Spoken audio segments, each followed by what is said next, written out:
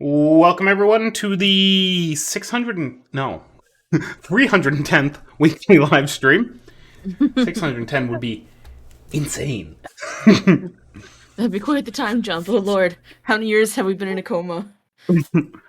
I'd at least be 2, right? Yeah. Like 2 more years on top of this. Mm-hmm. That'll be a lot of horse. Would be like well into Gen whatever next we're gonna call. Be great though. All these new fluffy, rounded horses are adorable. You just want to They'll like squish their finally cheeks. they'll finally be just the pure orb. That's what a horse evolves into. The So we're pure going to fluffy go orb. back to those orb ponies, those circle ponies that people were drawing for a long time. What? I'm afraid. Wait, if they're what I The think they are, don't blobs, the Google it. blob ponies. Even CPC had an ass blob ponies. Do you not remember blob ponies? I remember blobby, blob. I just remember there was another thing. The internet's ruined things. Okay, that's all I'll say. Oh, okay, yeah, that's fair. Um. Anyway, as you can hear, we have a small horde of people. Today we got a alley claw Hello. and a vexaclaw Hello. Wait, and a what? and a CPC claw is silently fluffing things in the background. What about you, the living claw? Yeah, a living claw is correct. Wait, what is this derpy validation link? What is that? What? It's attached to CPC's link. Oh, because if you want to be on Derpy Boru, you have to um yeah, you have to like do a thing and they check it. It's a whole thing. Oh, okay.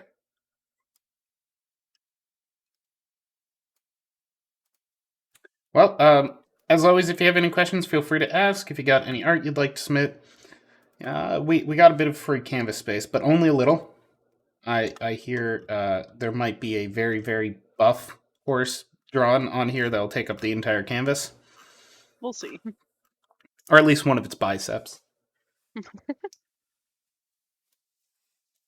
So, seeing as Soldier Point is here and they submitted art, their art goes first. Soldier Buddy, you got any Hi. questions for us on your picture?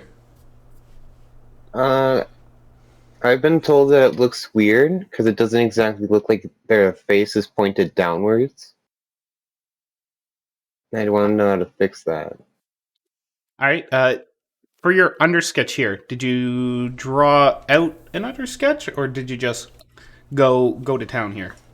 I do have an undersketch. Do you need me to post it? I mean, it wouldn't hurt. Be very We got enough canvas to paste it here.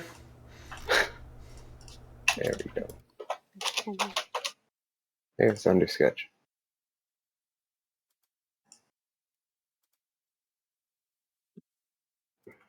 Yeah. So I think the biggest thing about selling a horse looking down is you have to really shift the face. Right now the eyes are in the same spot and the ears are in the same spot that they would be as if it was just facing directly at you. So sometimes Yeah. we put something on like a ball, we roll it forward, like I just did a little sketch here, and we're gonna see more of the top of the head. So that means the ears get shifted, the eyes get shifted, maybe even a little squished than the normal.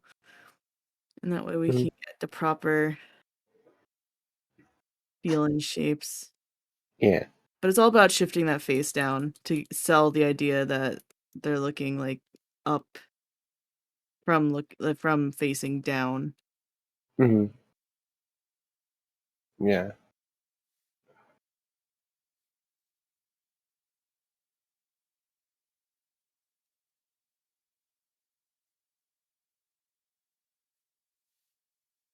I mean, the hamburger looks like a hamburger. I do wonder how things would be held in it.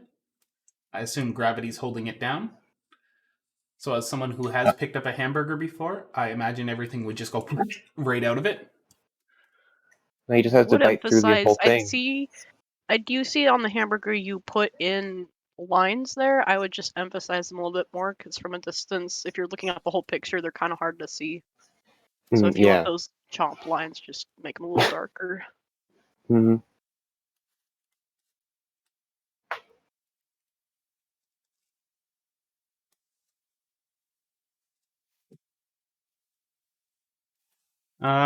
Yeah, and use your references. That's gonna help you get this face. They do this face quite often in the show where it's slightly turned down. If you look at basically any time Fluttershy is embarrassed and she's not looking away from the camera, that's her. Yeah. Also, it helps that hair is gonna fall down in front of them, so you're gonna have the hair going much further in front of the face. Uh,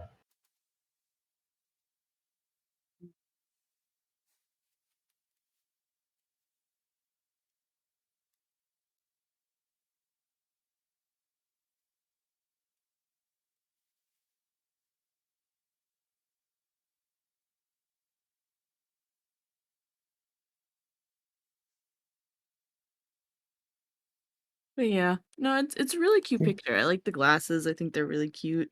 I just think Mhm. it's you gotta shift the face down, sell some stuff a little more. Yeah, that would work.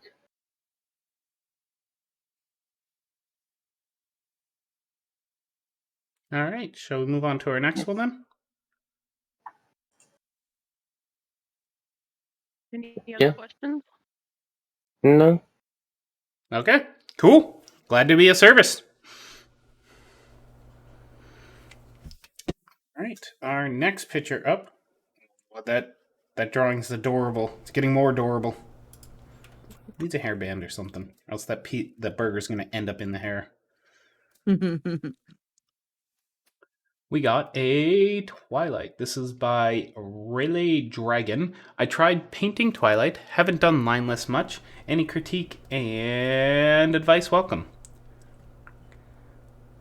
This rides a fine line between lineless and lined because there are sections where you very much have a line, like your horn, your face, like the nose here, horn here. Ooh, that green doesn't show up well.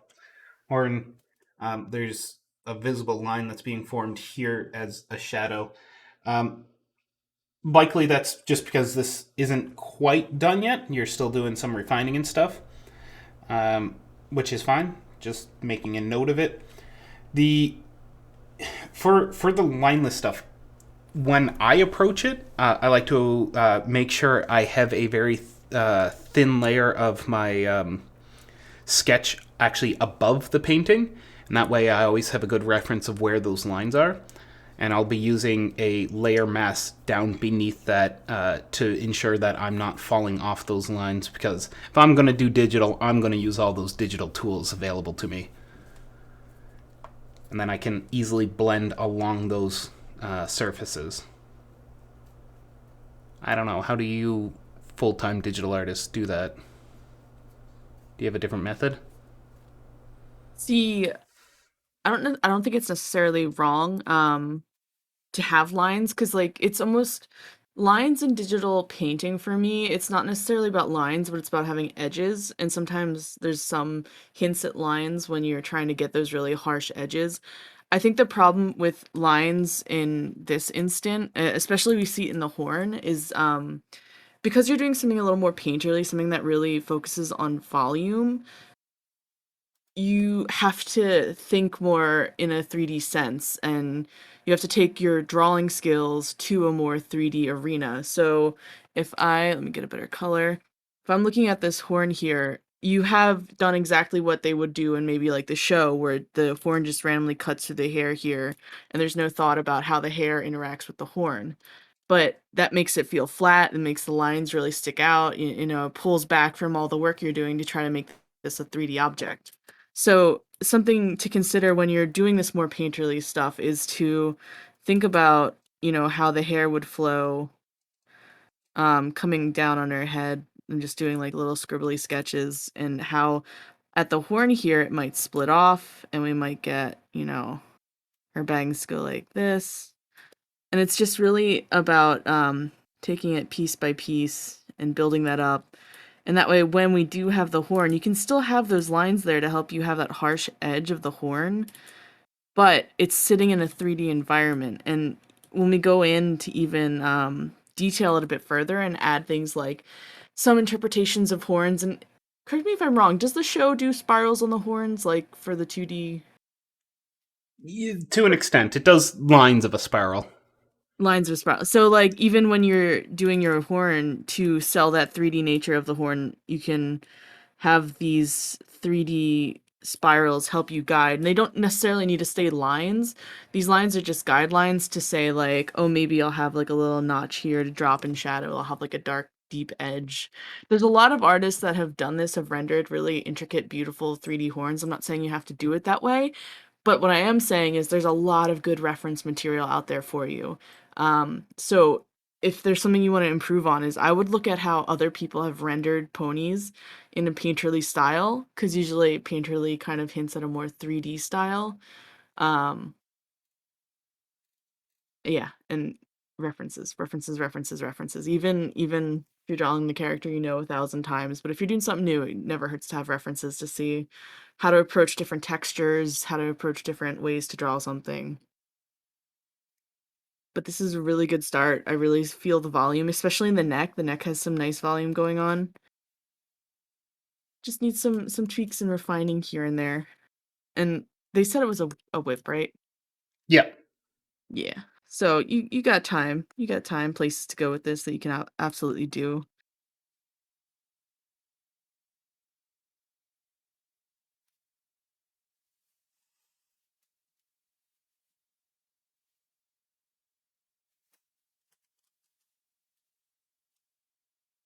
And I see someone did some redlining here with the face. Was that anyone here? Was that CPC?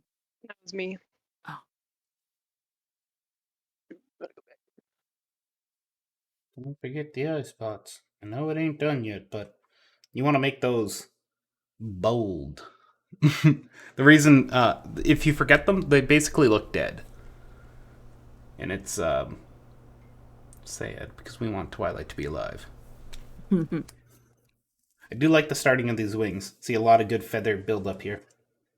Oh, Be fun. interested to know how you shade that. And also interested what is going on over here.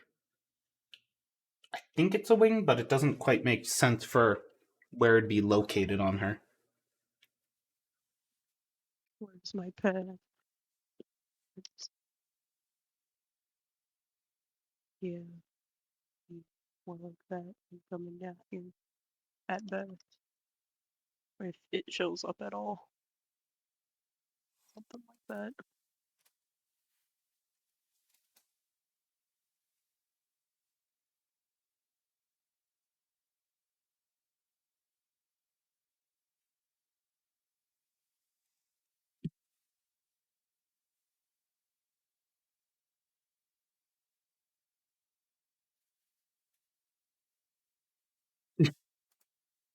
BFC popped in for just a quick moment.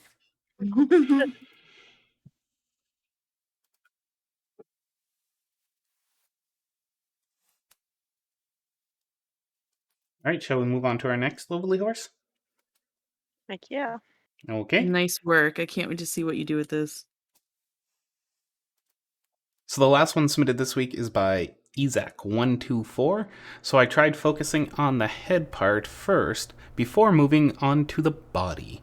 And it kind of looks like my pony got melted in an oven and magically became an elf or something. May I please ask how to improve these heads? Thanks.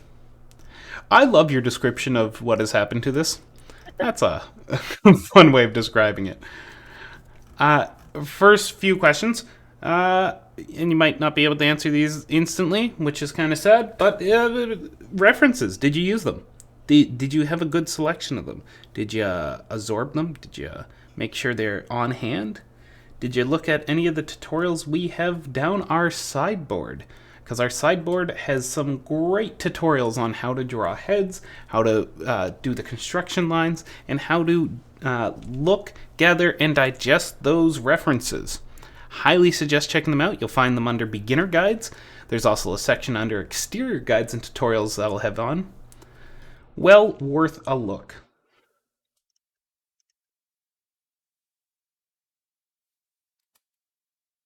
Ellie, is that you doing the lovely face next to it? Yeah, I just was doodling a little, um, just a little face, just so you can see it drawn live. I definitely love that you're using the cross method. I think it's always really helpful to get that little cross in there to really digest like angles and such Mm-hmm. and placement. I'm not sure. See, this is one part I wish you were here for. I would love to know like what style you wanted to go for, maybe, Oh, or I actually just have an answer to this. oh, Yeah, further down in the comments, they posted this link as they used another's work as a small reference. So they did have a reference, and I'm just not sure how they digested it. So it looks like they're trying to do, the very curved up faces that some artists are doing. mm-hmm. Well, that's always a fun cartoony style.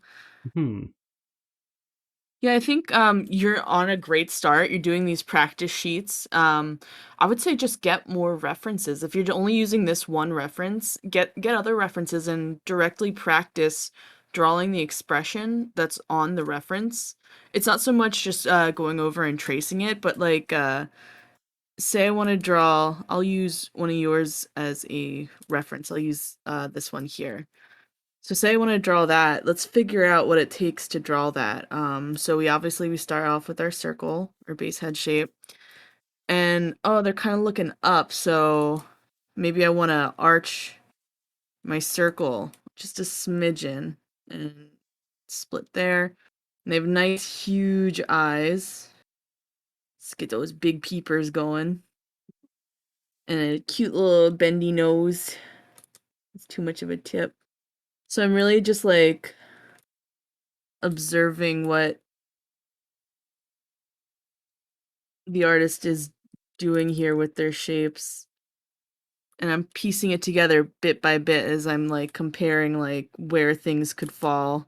Like if I were to draw, I could draw a line over yours and get an idea. Oh, okay, the curve here, the curve there, and this is where the eyes would sit on the curve because of the two lines I've drawn, and I can just import that over to here. And we get the nice cute little ears, little tall ears. Boom boom. And it can be as Adorable. simple as that. You just have a fun time just absorbing other artists' ways of drawing things, and you can build that up and use it for different angles and see what they can do. And then you can experiment every once in a while. And with the drawings that say you've already drawn here, like, okay, let's try a different face that I haven't referenced, and let's see if I've gathered the knowledge on where parts can be placed. So I want a big eye and another big eye and a little curly, cute little nose. Oh, they're so happy.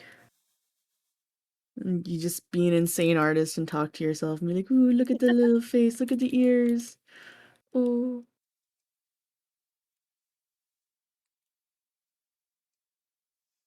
And like honestly, have fun with it. Like just have fun, doodle, figure out, what kind of look or appeal you want and just keep going. You're on a great start. Art's one of those things that takes time and patience. Just keep doing this, keep practicing, do these little sketchy sheets and keep going forward with them. Do a bunch, use references. Like you're doing fabulous. You're doing great work. Mm-hmm.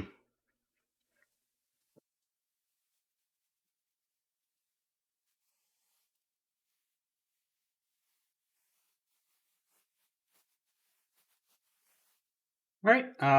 Anyone else have any other art? Any other questions they'd like to ask? Any other ponies they would love a background story written up for, not written up for? All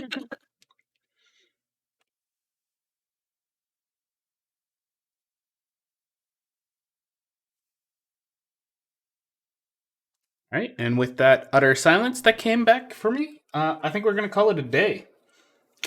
So thank you for the speed round of MLPDS critiques, and we'll see you again next week. Bye-bye. Bye. Bye.